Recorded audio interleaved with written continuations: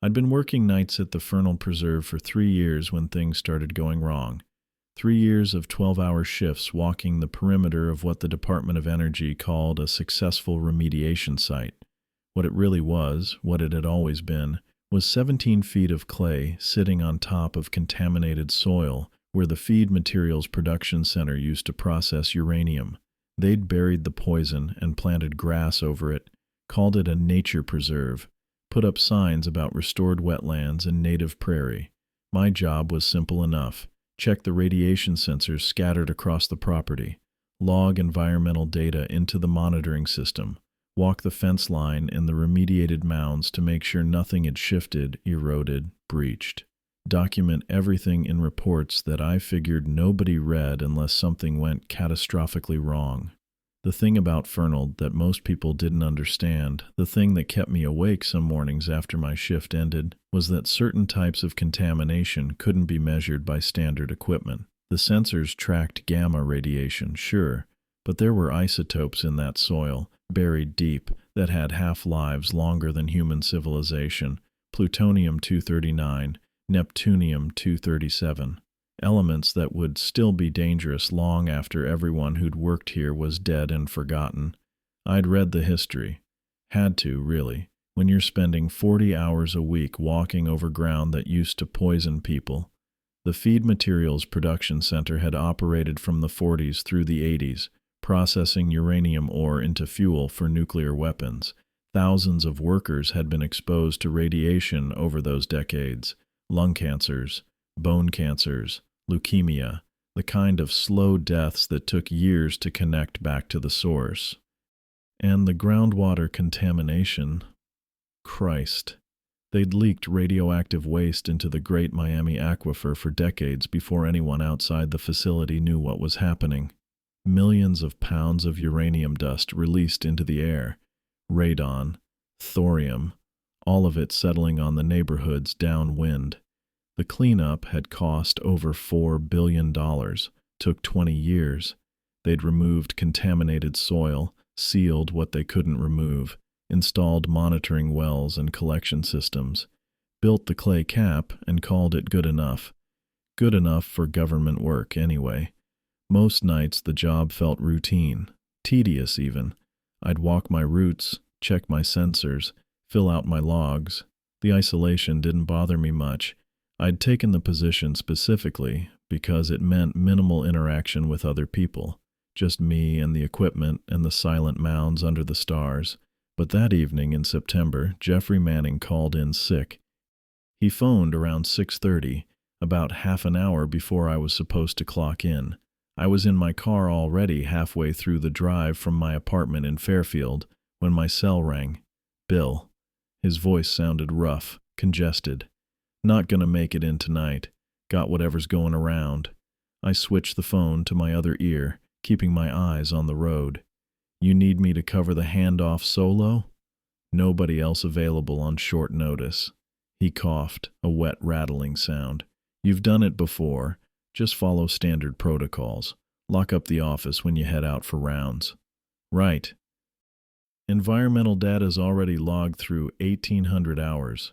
Shouldn't be anything unusual. Shouldn't be.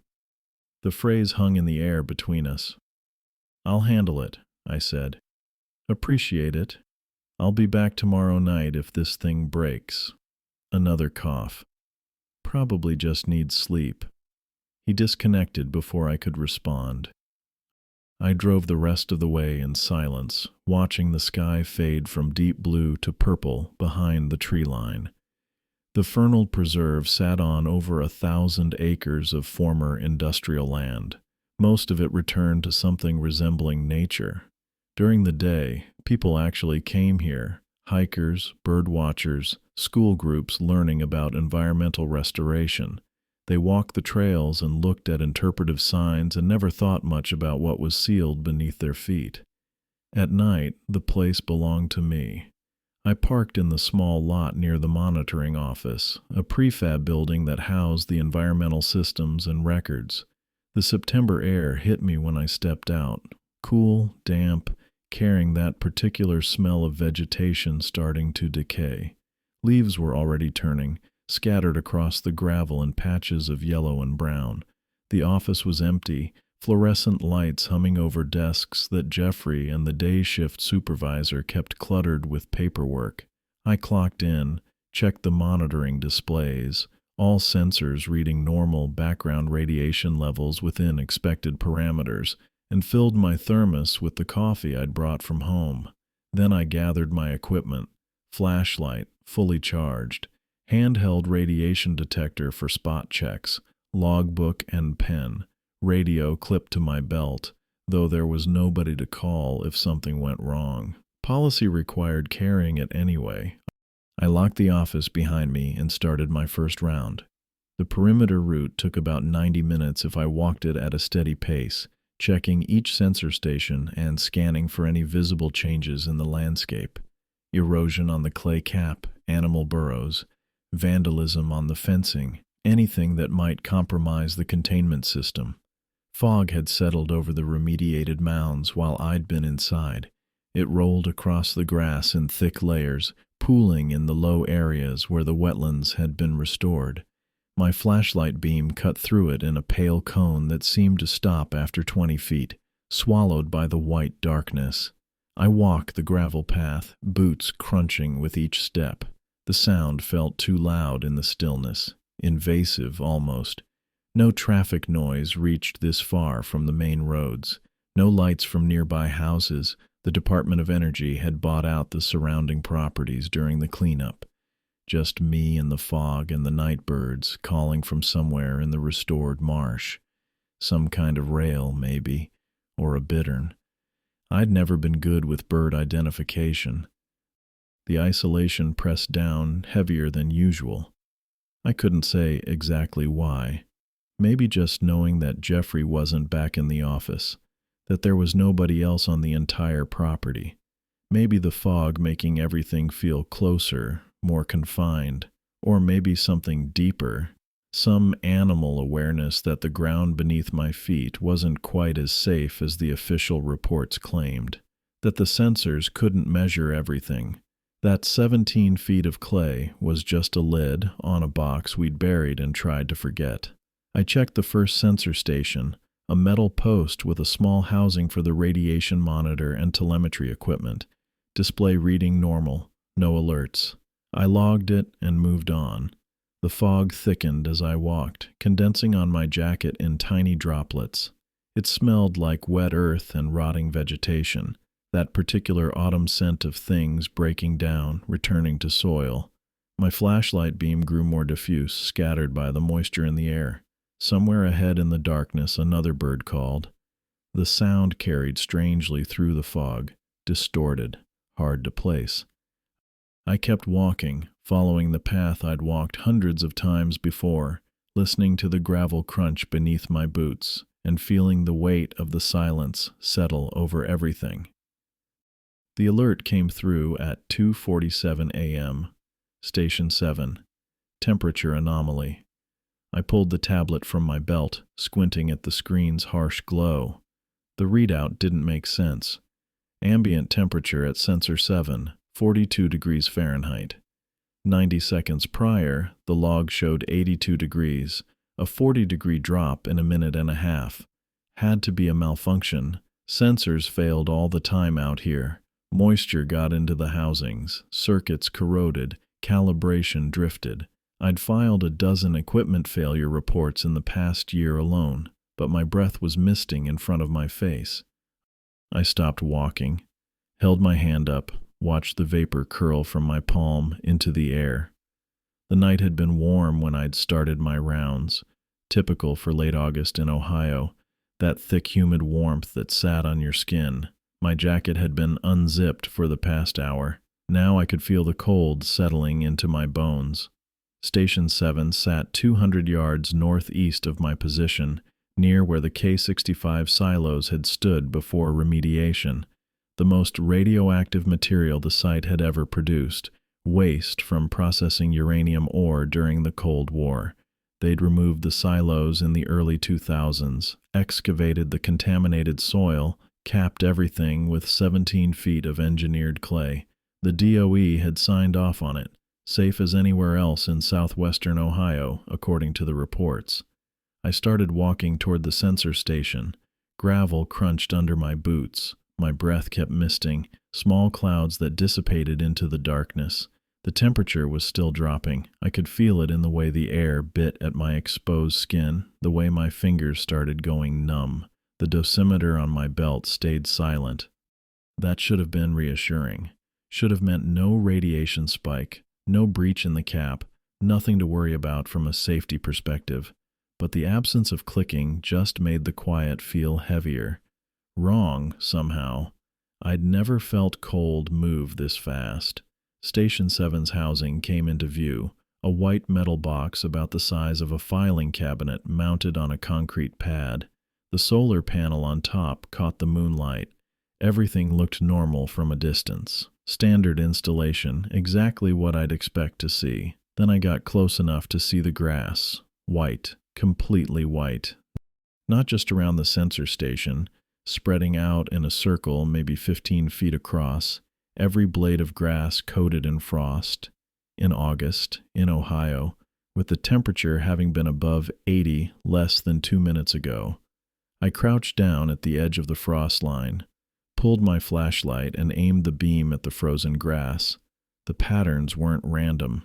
Frost doesn't form in straight lines, doesn't create angles, geometric shapes, repeating structures that look like, I don't know what they looked like, circuits maybe, or crystallized spider webs arranged in perfect symmetry.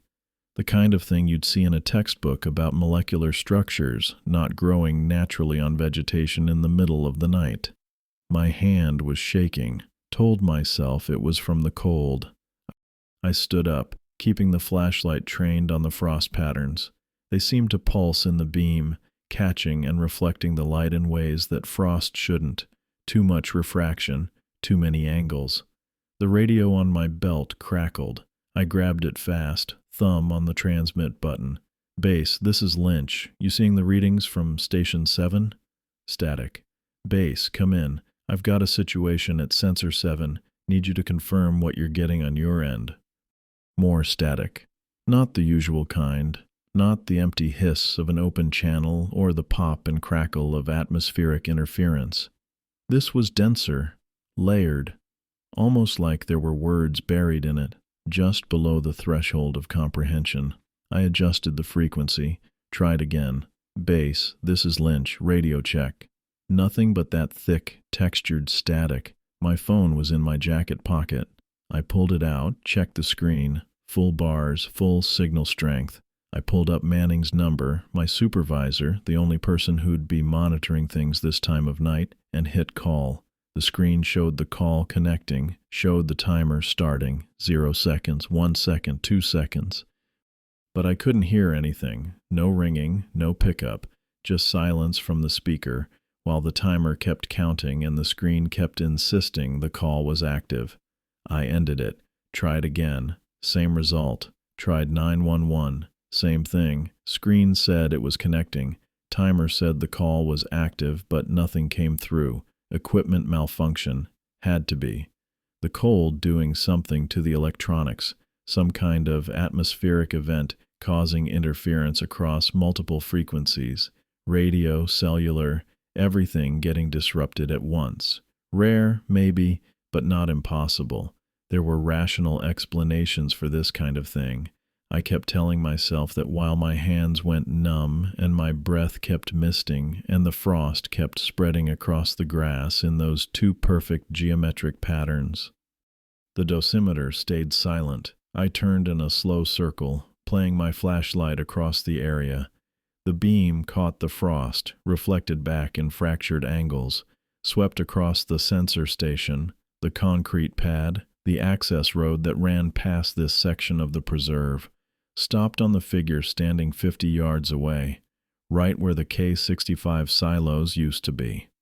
My first thought, the one that came before the fear, before the recognition that something was fundamentally wrong, was that someone had breached the perimeter, that I was looking at an intruder, someone who'd cut through the fence and was now standing in a restricted area in the middle of the night. My second thought was that the proportions weren't right. human-sized, roughly, tall enough to be a person, but the limbs were too long, arms that hung past where knees should be, extending in a way that made my brain hurt trying to process the geometry, legs that seemed stretched, elongated beyond any natural limit, and the torso, compressed, shortened, like someone had taken a normal human form and squeezed the middle while pulling on both ends. The figure didn't move. I stood there with my flashlight trained on it, feeling the cold seep deeper into my chest, watching my breath mist in clouds that seemed to hang too long in the air. The shape stayed motionless, wrong proportions, wrong angles, wrong in ways I didn't have words for, standing exactly where the most contaminated silos had once risen from the earth. I stared at the thing standing where the K-65 silos used to be. Radiation suit. That's what my brain tried to call it. The old canvas and rubber type from the early days, back when they still thought a layer of treated fabric could stop alpha particles and gamma rays from turning your cells into soup.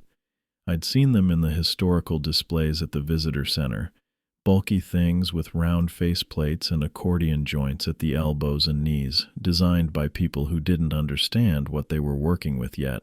This one was empty, not empty the way a suit hanging in a closet is empty. Empty the way a hole in the ground is empty. I could see straight through the faceplate to the fog beyond, could track the movement of the mist where a head should have been. The canvas hung in the right shape, arms and legs maintaining their form, but there was nothing inside giving them that form. Nothing I could see anyway. It turned toward me. Slow, deliberate. The way you'd turn your head if you heard a sound behind you and wanted to identify the source before deciding whether to run. The faceplate rotated in my direction and stopped. No eyes behind the glass.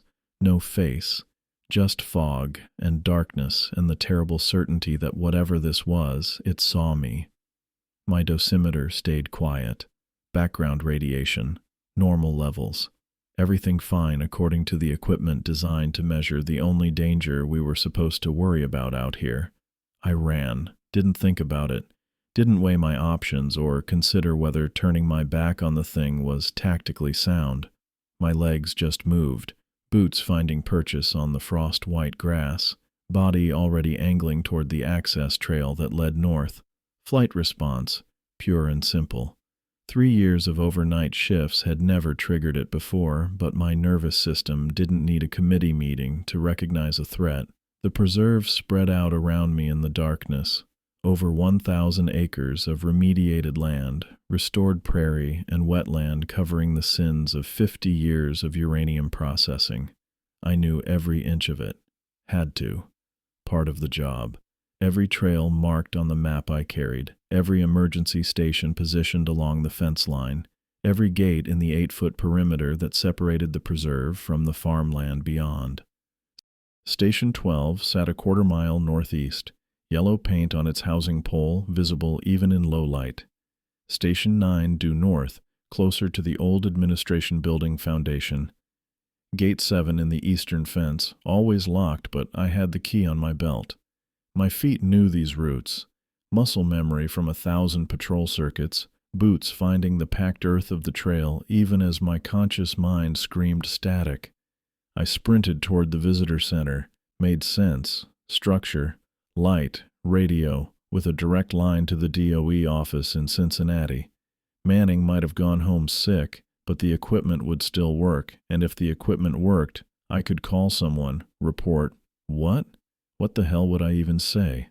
My lungs burned, night air dragged through my throat, cold now when it had been mild 20 minutes ago. The temperature drop at Station 7 hadn't been localized. I could feel it across my face, my hands, the exposed skin at my collar where the jacket didn't quite seal. My breath misted in front of me, white vapor that dispersed into the fog settling heavier across the prairie. I didn't look back. Couldn't afford to. The trail required attention even though I knew it by heart. Exposed roots from the cottonwoods they'd planted during restoration, drainage channels cut across the path to manage runoff, survey markers rising 6 inches from the ground to trip the unwary. I jumped a channel, landed hard, kept moving, Had to be exhaustion. 3 12-hour shifts in 4 days because Rodriguez had requested time off and Manning thought I could handle the extra coverage. Maybe I'd fallen asleep at my desk, dreamed the whole thing. Temperature anomaly, frost patterns, empty suits standing in the fog, the kind of imagery your brain conjured when you'd spent too long staring at radiation sensors in the dark. Except my legs hurt. Real pain, real burning in my thighs and calves. Real gravel crunching under my boots. Real fog in my lungs. I crested the hill where the visitor center stood. Foundation stones spread across the cleared ground in neat lines. Rusted machinery sat between them, hulking shapes I recognized from the historical photographs Manning kept in his office. Processing equipment, the old kind, from before they understood containment protocols. A conveyor system, its belt long rotted away, skeletal frame listing to one side. Holding tanks, their shells eaten through by decades of corrosion, metal turned to lace by time and chemical exposure. The visitor center was gone, not destroyed, not burned or demolished, just gone, replaced by the facility that had stood here 70 years ago. The old feed materials production center, exactly as it had looked in those black and white photos from 1951. Even the layout matched: administration building foundation to the north, processing structures to the east, the maintenance shed footprint visible where native grass had been cleared to pour concrete that shouldn't exist anymore. I stopped running. Had to. My brain couldn't process movement and this simultaneously. The tablet was still on my belt. I pulled it free, thumbed the screen active. GPS showed my position right where it should be, the visitor center coordinates, the spot where I'd started my shift 8 hours ago. Elevation correct, bearing correct. Everything correct except the building that should have surrounded those coordinates had been replaced by ruins that had been demolished in 2004. Time had folded. That's the phrase that came to me. Not shifted or reversed or broken, folded. The way you'd fold a piece of paper so two distant points touched, past and present pressed together until the barrier between them wore thin enough to tear. I understood it with the clarity of nightmare logic. The kind of understanding that makes perfect sense in dreams even though you know it'll evaporate when you wake up. Except I wasn't asleep. The cold air, the burning in my lungs, the frost melting on my jacket collar, all real, all present, all impossible. The contamination at Fernald had never been purely physical. We measured it in REMs and Curies, tracked it with Geiger counters and spectrometers, contained it with clay caps and monitoring wells. Radioactive isotopes with half-lives we could calculate, decay chains we could predict, exposure limits we could enforce. Scientific, quantifiable, safe, as long as you followed the protocols. But 50 years of radioactive decay had poisoned something deeper than soil and groundwater. Uranium-238 took 4.5 billion years to lose half its potency. Thorium-230 needed 75,000 years. The K-65 silos had held radon and radium in concentrations that made the readings look like typos. All that time, all those particles breaking down and reforming, splitting atoms, and releasing energy that had been locked in matter since before the Earth formed. Maybe it didn't just contaminate the physical world. Maybe it contaminated time itself. I stood on the hill, surrounded by machinery that had been scrapped before I was born, and felt the weight of all those years pressing down. Felt the accumulated decay, the slow poison that had seeped into everything the facility touched. Not just the workers who'd breathed the dust, not just the aquifer that had carried contamination into drinking water for 50,000 people. Everything.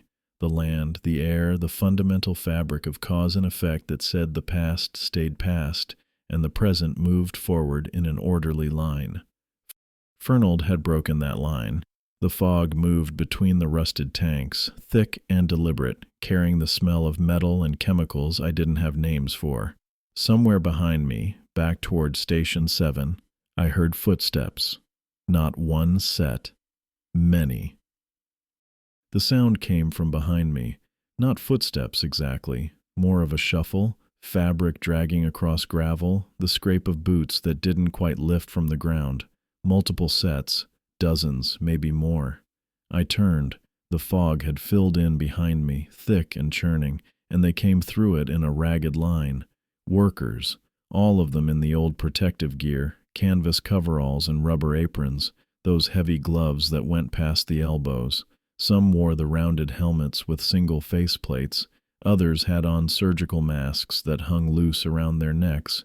Useless things that wouldn't have stopped anything. 1950s vintage. All of it. They shuffled forward with that particular gait I'd seen in the declassified footage from the medical wing. The walk of men whose bodies were already shutting down, cells dying faster than they could regenerate, nervous systems misfiring as the damage spread through tissue and bone. The walking dead. That's what the doctors had called them in the reports.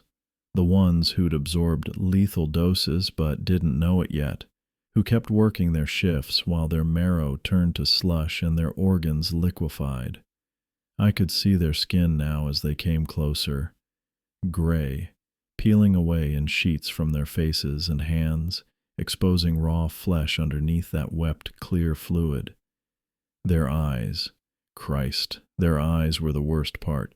Milky and unfocused, pupils blown wide or contracted to pinpoints, the whites gone yellow with subcutaneous bleeding, burned out bulbs in dying sockets. One man's face had sloughed off entirely on the left side, revealing muscle and bone beneath. He kept walking, kept shuffling forward, jaw working soundlessly. Another had lost most of his hair. What remained came out in clumps, stuck to the sweat on his scalp. Lesions covered every visible inch of skin, open sores that hadn't scabbed because his blood wouldn't clot anymore. I recognized the symptoms, every goddamn one. We'd studied the medical documentation during training, acute radiation syndrome. The progression was well documented. Nausea first, then the latent period where victims felt better. Thought maybe they'd gotten lucky.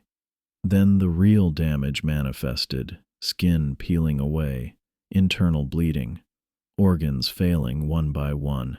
These men were in the final stage, the part where the body just gave up, but they were still moving, still walking, still coming toward me through the fog with that relentless shuffling gait.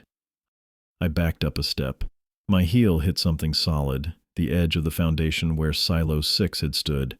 The dosimeter on my belt started screaming, not the steady chirp from before, a high, continuous shriek that cut through the fog and the machinery sounds and the shuffling footsteps, the kind of alarm that meant run, get the fuck out, your exposure just went from dangerous to lethal.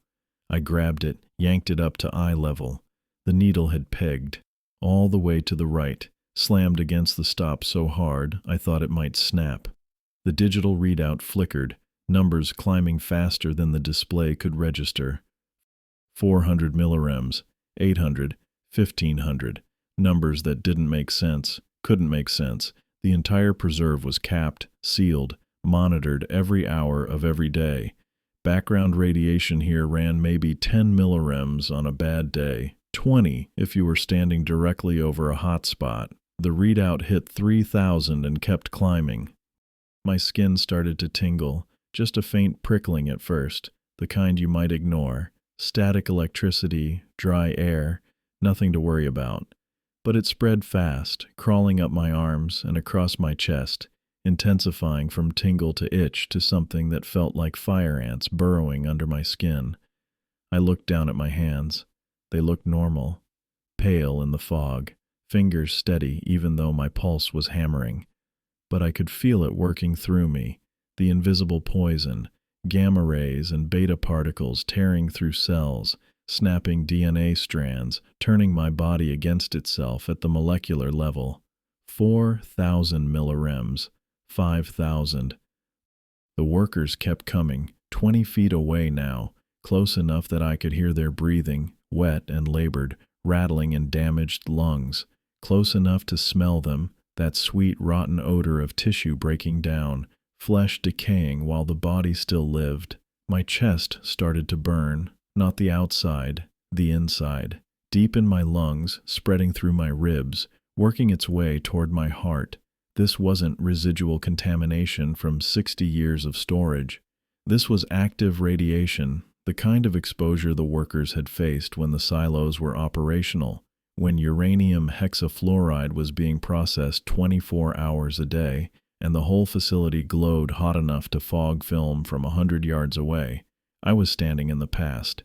In the real Fernald, the one that had existed before the remediation, before the cleanup, before anyone gave a shit about parts per million or acceptable risk levels, the numbers kept climbing, 6,000, 7,000. I thought about the training videos, the footage of test subjects, pigs mostly, sometimes monkeys, exposed to controlled doses, how their skin had reddened and blistered, how they'd move slower as the days passed, stopped eating, stopped responding to stimuli, how they'd died with their eyes open, bodies too damaged to even manage the basic function of shutting down cleanly. The burning spread to my stomach, a deep, nauseating ache that made my gorge rise. First symptom, nausea within minutes of exposure, meant the dose was catastrophic. The workers were 15 feet away. I could see their faces clearly now, every lesion and weeping sore, every patch of exposed bone where the flesh had rotted away.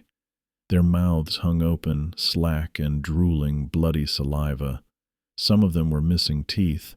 Others had tongues swollen black from internal bleeding. They reached toward me with peeling hands. The dosimeter hit 10,000 millirems and the display flickered out. Too much, more radiation than the sensor could register, than the circuits could process without frying. My hands started shaking. Not fear, though Christ knows I had plenty of that. This was cellular, nerves misfiring as the radiation disrupted electrical signals, muscles twitching without input from my brain. I pressed my back against the foundation, concrete, solid and real, the only thing in this nightmare that felt like it belonged to my world and not theirs. The workers closed in, 10 feet, 8. I could see into their eyes now.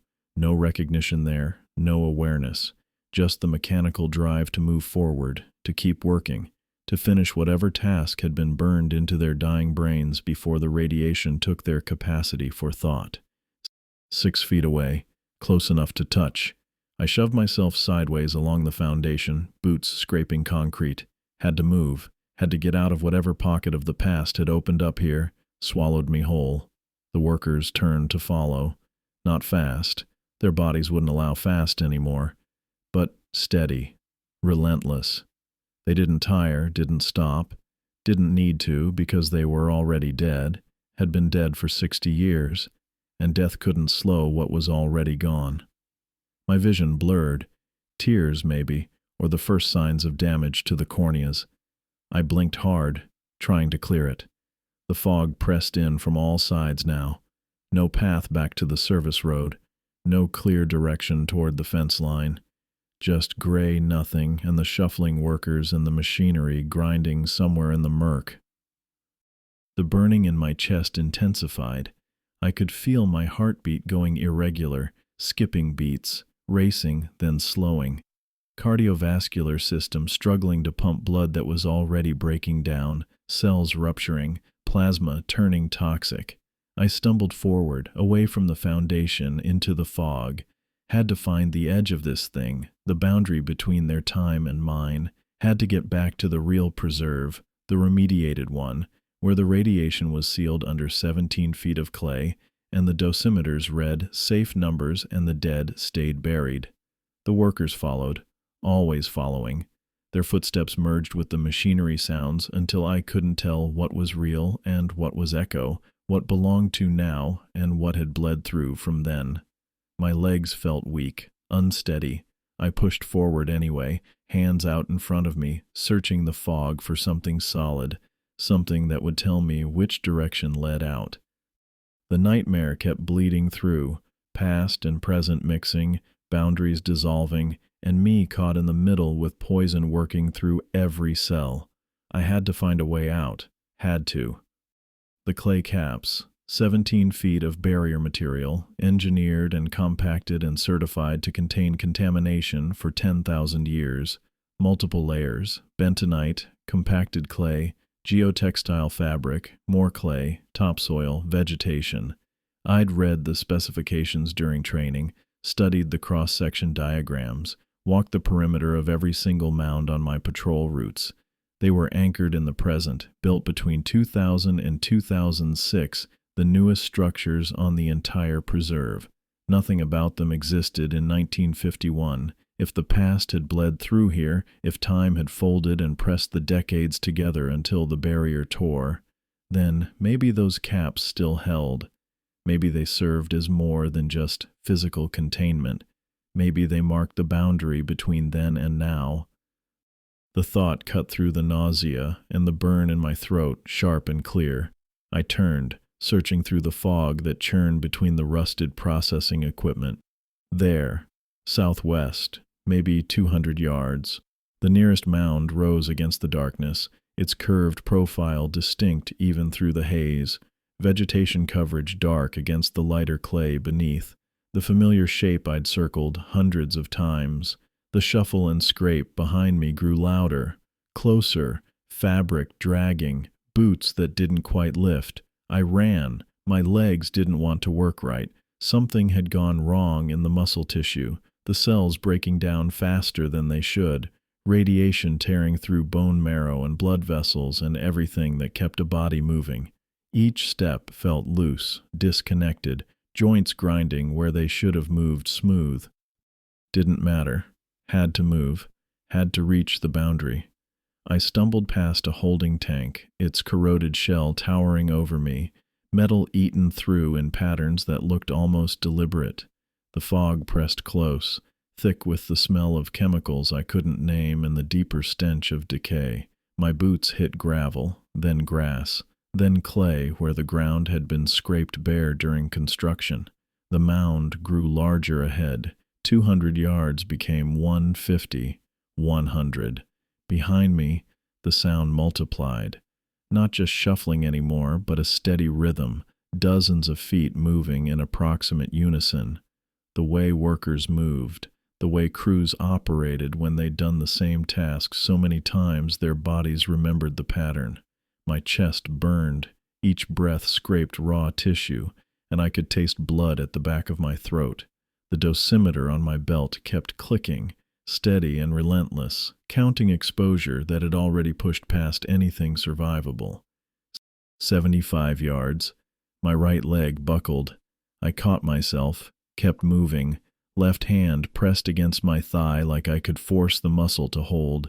The skin beneath my palm felt wrong, too hot, too soft, blisters forming under the fabric of my work pants.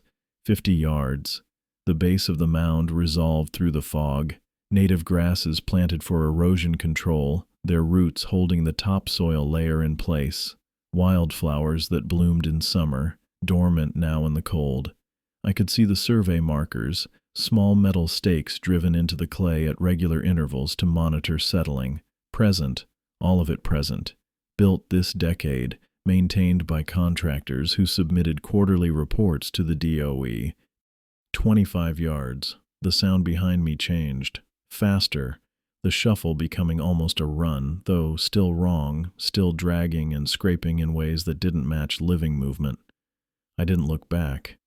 10 yards. My legs gave out completely. I went down hard, hands hitting grass and then clay, the impact sending pain through my wrists and up my arms.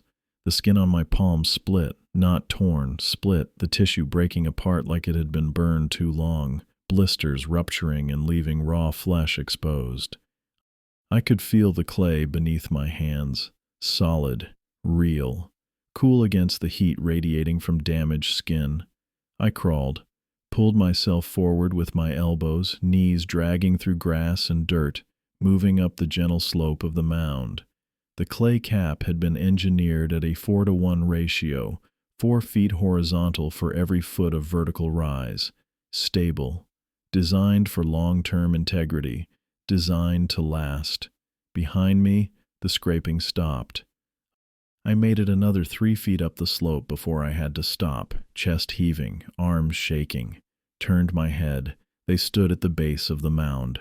20, maybe 30 figures in radiation suits, canvas, and rubber types from the early uranium processing era. Empty suits with nothing inside, fog and darkness visible through the faceplates. They'd formed a rough line along the bottom edge of the slope, right where the engineered clay met the natural ground, not moving forward, not advancing, just standing there. I watched them through the haze of pain and nausea, my vision blurring at the edges. One of the suits raised an arm, the accordion joint at the elbow bending in segments. The gloved hand reached toward the mound, fingers extended, stopped at the boundary. The hand hovered there, 6 inches above the grass, like it had hit something solid, something the suit couldn't cross. The figure lowered its arm, stood motionless with the others. I'd found it, the boundary between past and present, not just a physical barrier, but something deeper, something the clay caps represented.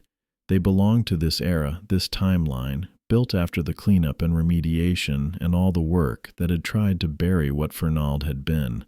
The ghosts, whatever they were, whatever time had made of them, couldn't cross that line. I pulled myself higher up the slope, every movement sending fresh waves of pain through damaged tissue. My hands left marks in the clay, dark stains that might have been blood or might have been something worse. The skin had peeled back from my palms, exposing muscle and tendon beneath. 15 feet up the mound, 20. I stopped when I couldn't move anymore, body finally giving out completely. Ended up on my side, cheek pressed against clay and grass, looking down at the figures gathered below. More had arrived, 40 now, 50. They emerged from the fog in ones and twos, shuffling forward until they reached the base of the mound, then stopping, standing in rows that grew deeper and wider. Workers, all of them workers, dressed in the suits they'd worn while processing uranium ore, mixing slurry, handling materials that would take 75,000 years to decay. Men who'd carried that contamination home in their clothes and hair and lungs. Men who'd died young from cancers that ate through their bodies while the company denied responsibility. Trapped now, caught in the moment of their contamination, their deaths bleeding through when time folded and the past pressed against the present. Stopped by the same barrier that had been built to contain what they'd helped create. I clung to the mound, fingers digging into clay that felt solid and real beneath my ruined hands. My breath came shallow and quick, each inhale bringing less oxygen than the last. The dosimeter had stopped clicking. Either the battery had died or I'd absorbed so much radiation the sensor couldn't register any higher. The figure stood motionless below, waiting, watching through empty faceplates. The fog churned around them, thick and cold, carrying the smell of the past, metal and chemicals and something deeper, something that had been buried 17 feet down and sealed away but never truly gone. I pressed my face against the clay and held on while the ghosts gathered, while the nightmare bled through around me, while my body broke down cell by cell. The boundary held. For now, it held. I reached the summit as the sky started changing. Not sudden. Gradual, the way night always gives up to morning when you've worked enough overnight shifts to know the rhythm. The darkness thinned first, going from solid black to charcoal gray. Then the eastern horizon began to glow, just a pale line at first, growing brighter with each passing minute. The fog retreated with it. I watched it pull back down the mound, watched it sink into the grass and engineered clay, and disappear into whatever crack in time it had crawled through. The figures at the base, those empty suits with their reaching hands and silent vigil, they went with it, faded into the thinning mist until there was nothing left but native grasses and survey markers and the gentle slope of containment architecture.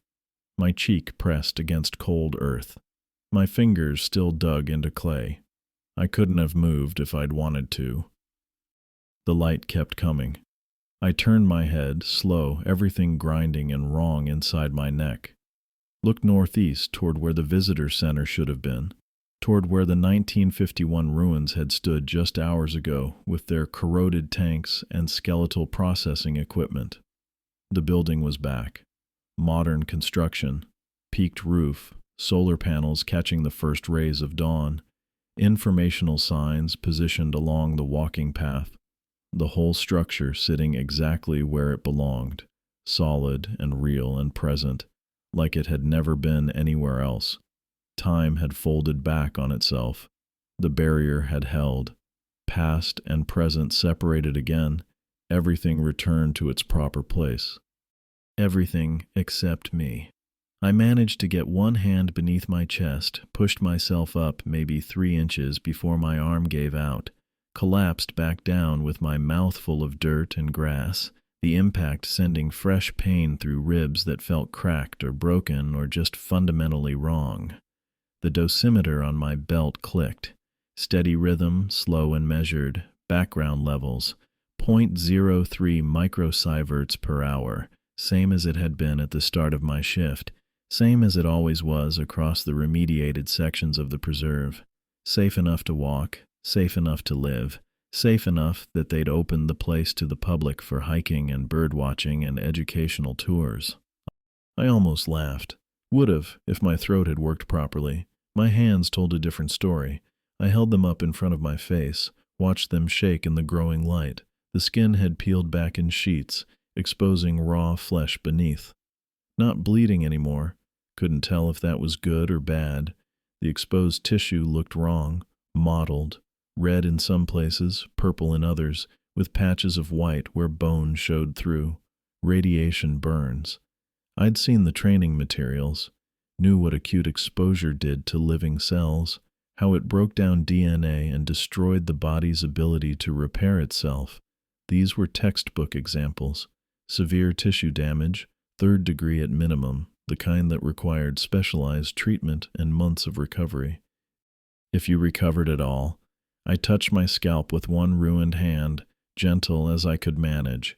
My fingers came away with hair tangled between them, not just a few strands, clumps, whole sections pulling free from follicles that couldn't hold on anymore, roots and all coming loose like dead grass lifted from poisoned soil. The exposure had been real. Didn't matter that the dosimeter now registered safe levels. Didn't matter that the source existed in 1951, separated from the present by 70-plus years and 17 feet of engineered clay. The radiation had touched me. The contamination had worked its way into my cells, breaking bonds and corrupting chromosomes and starting processes that wouldn't stop until treatment forced them to, or until my body gave up entirely. I let the hair fall from my fingers, watched it scatter across the clay, started moving again, not down the slope toward where those figures had stood, couldn't face that direction, couldn't make myself approach that boundary, even though the ghosts had retreated with the fog, north instead. Toward the access road, crawling, elbows and knees, dragging myself forward one painful inch at a time. My hands screamed with each movement, exposed nerves grinding against dirt and grass. Didn't matter. Had to move. Had to get somewhere visible. Somewhere rescue would find me when the day shift arrived and realized I hadn't checked in. They'd come looking. Manning would send someone when I missed the end of shift report, when I didn't answer the radio. Standard protocol for unresponsive personnel on contaminated sites. I'd survive this. Would spend months in treatment, maybe years, skin grafts and blood transfusions and medications to force my bone marrow to keep producing cells. Would lose more hair, probably all of it. Would fight infections and nausea and pain that the training materials described in clinical terms but couldn't really capture. Would live, though. Modern medicine could handle acute radiation exposure if treatment started fast enough. Could repair the damage, replace what was lost, give the body time to heal what it could still heal. I'd seen the statistics, knew the survival rates for different exposure levels, knew that burns and hair loss didn't necessarily mean a death sentence. I'd make it through. The gravel of the access road appeared ahead, pale gray cutting through the grass. 20 yards, maybe 25. I kept crawling, kept pulling myself forward with ruined hands and legs that barely responded anymore. Dawn spread across the preserve behind me, painting the mounds in gold and amber light, illuminating the native grasses and carefully maintained trails and all the infrastructure built to contain what couldn't be removed. Beautiful in its way, peaceful, the kind of landscape that made people forget what rested beneath it. I knew better now, would spend the rest of my life knowing better, however long that life turned out to be. 10 years, 20, maybe 30 if I was lucky, and the cellular damage didn't cascade into cancers that treatment couldn't stop. However many years I had left, I'd spend them wondering, what else was down there? What else Fernald had buried beneath those 17 feet of clay and bentonite and geotextile fabric? What else had soaked into the soil during 40 years of uranium processing? What else had concentrated in the K-65 silos with their radium and radon and thorium? What else had died there, been poisoned there, been ground up and mixed into slurry and poured into containment? The workers I'd seen, those empty suits standing vigil at the mound's base, they were just the beginning. Had to be. You didn't process that much radioactive material, didn't contaminate that much groundwater and soil and air, didn't operate for 4 decades with minimal oversight and maximum production quotas, without leaving behind more than a few dozen ghosts. Something else was down there, something worse. I reached the gravel and kept going, dragging myself onto the access road's shoulder. Stones bit into my exposed palms, into my knees through fabric worn thin from crawling. The pain had gone distant now, processed by a nervous system too damaged to transmit signals properly anymore. My body was breaking down, cell by cell, system by system, failing in ways that felt both gradual and catastrophic. But I was alive, still breathing, still conscious, still capable of forward motion, even if that motion had been reduced to dragging myself across gravel while the sun rose over remediated wasteland. The knowledge came with me, wouldn't leave, couldn't. It had worked its way in deeper than the radiation, settled into my understanding of this place and what it represented. Fernald wasn't cleaned up, wasn't remediated, wasn't safe despite what the DOE reports claimed, and the informational signs promised, and the background radiation levels suggested. It was covered up. 17 feet of clay pressing down on 50 years of contamination and consequences, holding everything in place through engineering and hope and the assumption that barriers built for 10,000 years would actually last that long. They wouldn't. Nothing lasted forever. Clay cracked, fabric degraded, bentonite shifted and settled and lost its impermeability. Give it enough time, centuries, millennia, however long it took, and those caps would fail. The containment would breach. Everything buried beneath would work its way back to the surface, including whatever else was down there. Whatever had learned to exist in that poisoned soil adapted to concentrations of radiation that should have made life impossible. Whatever had been created or transformed or awakened by 40 years of uranium processing and criminal negligence, it would get out eventually, would claw its way free from beneath 17 feet of clay and 50 years of buried history, would emerge into a world that had forgotten what Fernald really was. And then, I didn't know, couldn't imagine it, could only see those empty suits standing at the boundary, those gloved hands reaching toward the present but unable to cross, and wonder what would happen when the barrier finally failed. My vision blurred. Couldn't tell if it was exhaustion or cellular damage or just the body's way of shutting down non-essential systems to preserve what still functioned.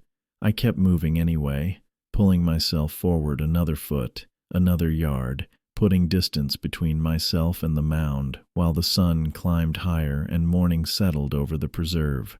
The gravel scraped beneath me. My breathing came shallow and fast, not quite gasping, but close. The dosimeter kept clicking its steady rhythm, background levels, safe levels, levels that meant nothing compared to what I'd already absorbed. Somewhere in the distance a bird called. Normal sound. Present-day sound. The kind of thing you heard on nature preserves and remediated sites and places where the public came to appreciate reclaimed wilderness. I dragged myself forward, body damaged but alive, carrying knowledge I couldn't unknow and questions I'd never stop asking. The sun rose higher, and beneath 17 feet of clay, something waited.